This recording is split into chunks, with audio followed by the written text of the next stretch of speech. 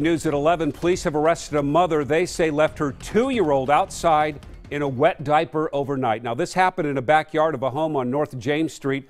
Our Cor Harlan found out that home has been a nuisance to the entire neighborhood. Neighbors called police after hearing a screaming child in the backyard of this home on North James Street in St. John's.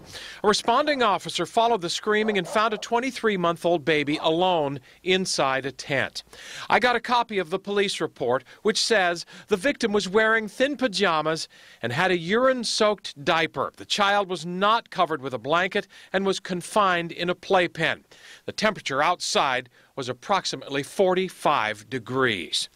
After the officer took the shivering child to the patrol car to warm up, he says he found the child's mother, 22-year-old Taylor Kuhn, wrapped in a blanket, sleeping in a car in the backyard with a meth pipe in her shirt.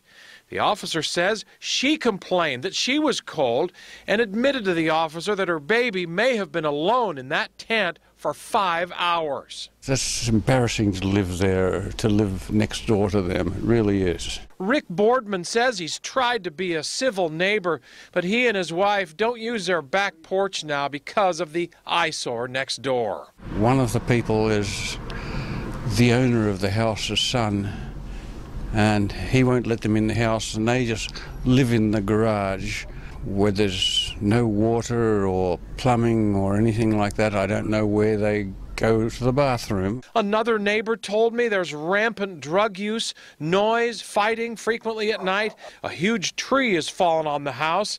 This other neighbor says it's so bad he can't even think about trying to sell his house because of what's next door.